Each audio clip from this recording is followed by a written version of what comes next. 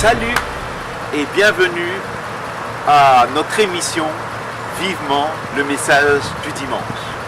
Et je suis content d'être cette fois avec Julie, mon épouse, qui a un petit témoignage à vous donner en ce qui concerne la foi qui vient de ce qu'on entend et ce qu'on entend qui vient de la parole de Christ. Il y a eu une période dans ma vie où, bien que je connaissais la parole de Dieu, en fait, je ne prenais plus le temps de suffisamment la méditer jour après jour. Et j'ai constaté que ma vie se desséchait en fait.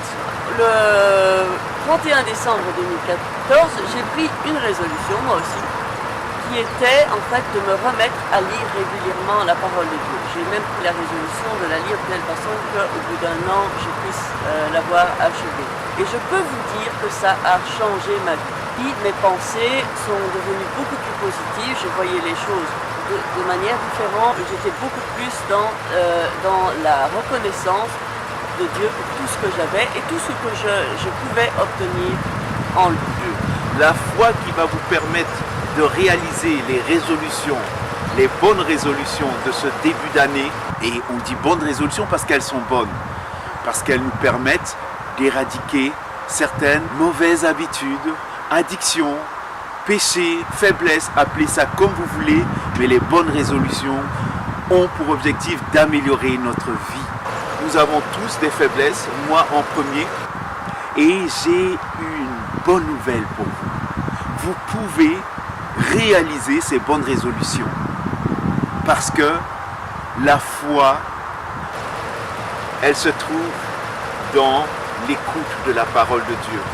Et c'est simple, vous pouvez continuer à suivre nos émissions pour écouter la parole de Dieu.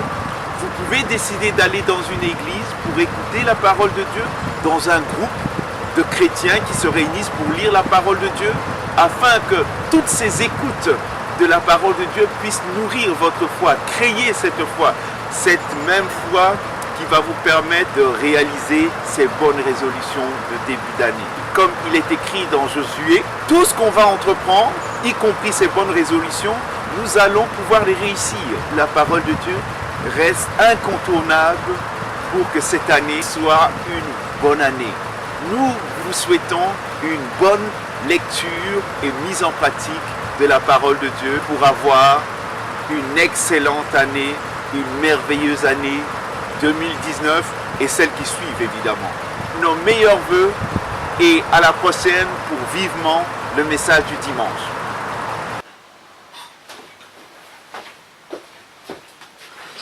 Miam, miam, miam, miam, miam, miam, miam, miam.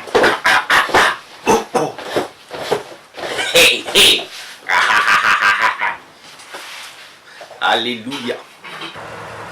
Pousse encore un peu. Là, si je me pousse encore, je suis là par terre. Hein. C'est vrai, mais il ne faut pas avoir froid. Il faut pas avoir froid. Prenez pas suffisamment possession de mon héritage en Christ. Du coup, je me sentais ça tourne. Joshua, il sait pas se tenir. J'ai fait plein de raccourcis qui brûlent en fait. Moi, je construis tout ce équipage. Voilà ce que Uri a décidé de faire. Alors qu'à ce moment bien précis, And your word says, if I believe this in my heart and confess with my mouth, Jesus Christ, I shall be saved.